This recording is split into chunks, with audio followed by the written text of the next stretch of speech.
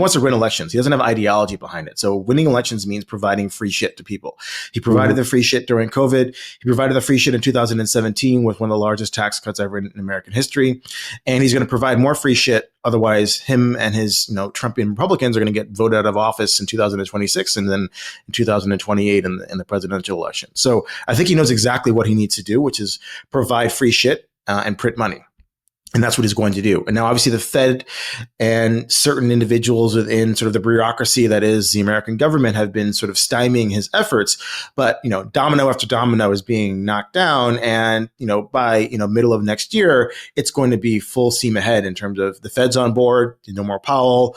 Maybe he's got 4 out of 7 Fed governors and he can do some other funky things with the interest on reserves or the discount window.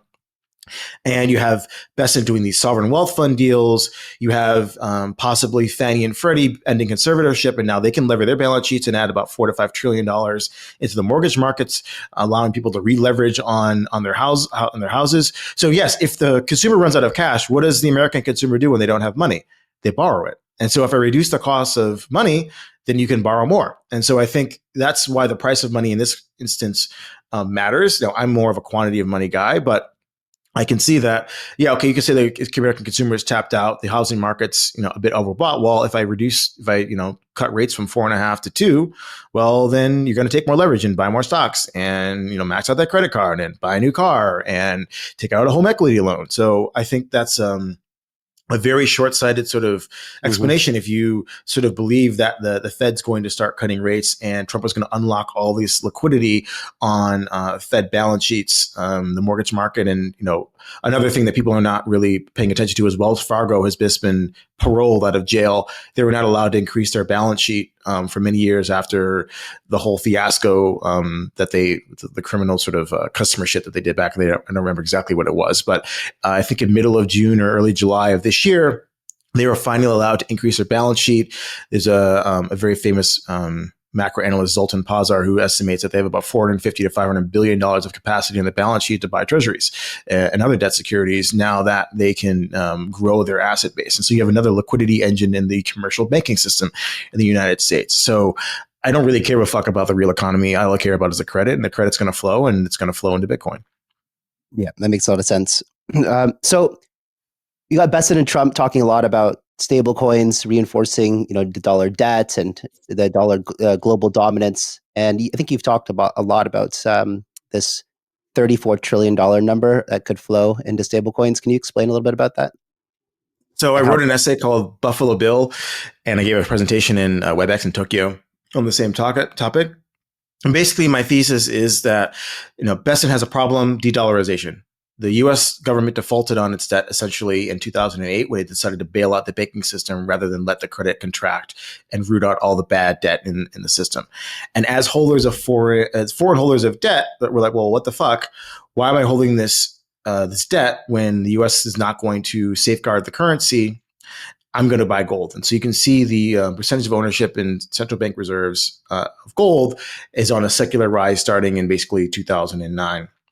And ultimately, all these countries around the world who produce the things that the Western world wants, right? The global South, the BRICS countries are the ones that have the resources, that have the labor, and they basically make things and sell it back to, America and Western Europe for cheap prices.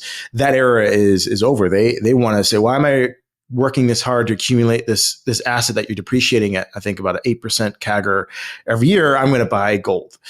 And so Bessent's like, well, who's going to buy all this debt that I need to issue? The federal deficit's actually not decreasing under the Trump administration. It's growing, just as I thought it would. This Doge thing was a farce.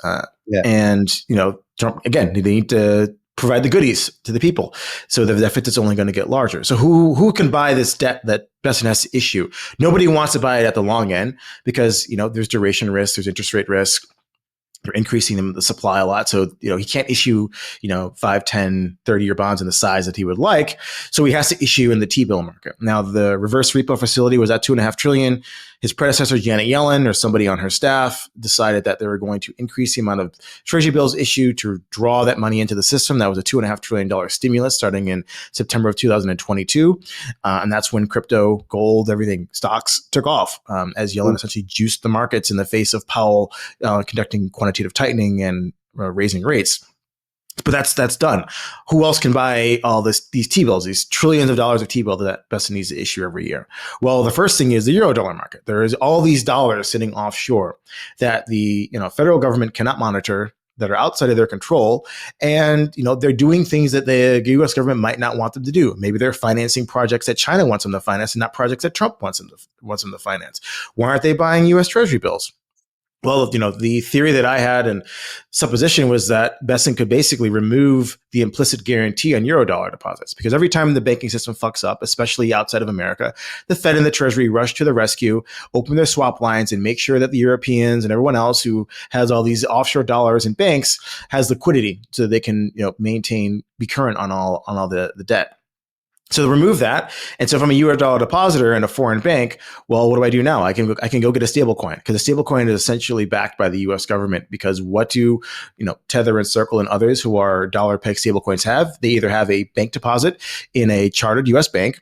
If you're too big to fail, like JP Morgan, Citibank, and those guys, they have an implicit government guarantee. If you're not too big to fail, after the 2023 regional banking crisis, we now know that every single deposit in the U.S. banking system is de facto guaranteed by the government. So I know that if I have $1 in a U.S. bank, I will never not have $1 in a U.S. bank. They will always bail out the banks.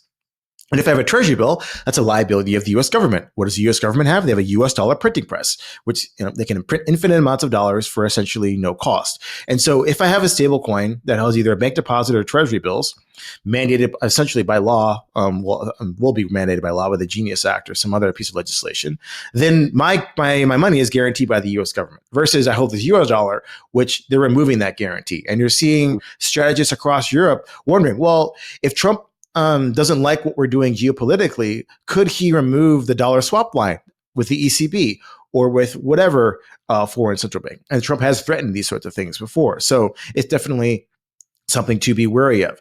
And then the second thing is we have all these people around the world who want dollars, which is why Tether is so popular. Tether's not really popular in the United States because in the United States, you have $1. And if you're American, you have a bank account, you can send dollars around pretty easily, pretty cheaply.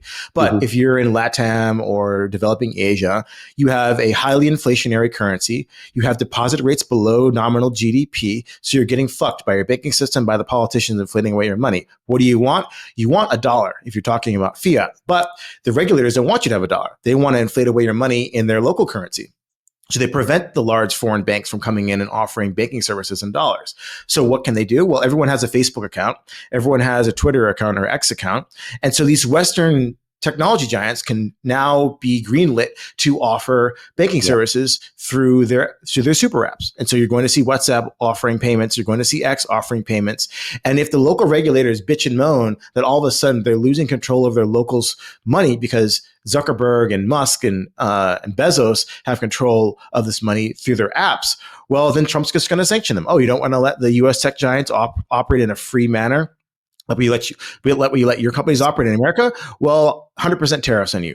Oh, guess what? All of you Asian elite politicians, you all steal from your population and stuff your money at JP Morgan high net worth accounts. Well, I'm going to sanction you too. And so you no longer have access to all your dollars unless you let our large tech giants operate in your country without any restrictions. And so all of a sudden, now you unlock trillions of dollars in the global South from people who want a US dollar bank account, but their local regulators don't want them to have it. So now Bessa can stuff these people with a treasury bill at whatever yield he wants. 1%, 2%, 3%, whatever it is, it doesn't matter. It's better than having a Philippine pesos, an Argentinian peso, right? Those are the types of things that have massive inflation. So that is where I get the sort of $34 trillion TAM of like possible money that could flow into stable coins. And I think it makes geopolitical sense for Bessent and Trump to pursue this. You're seeing them beat the drum about why stable coins are very good. There was a report written to the Treasury Department, I forget how many months ago, and they estimated that $2 trillion would flow into stable coins and an outline for the Treasury how it worked. So obviously they believe that this is something that is good for America's monetary policy, and then they're going to let the private sector go out and spread the stable coin sort of thing around the world, and they're going to buy treasury bills, and that's the end goal. They don't care about innovation or any of that stuff. It's an end way to get treasury bills bought from a price insensitive buyer. So that's sort of my whole thesis on stablecoins, and obviously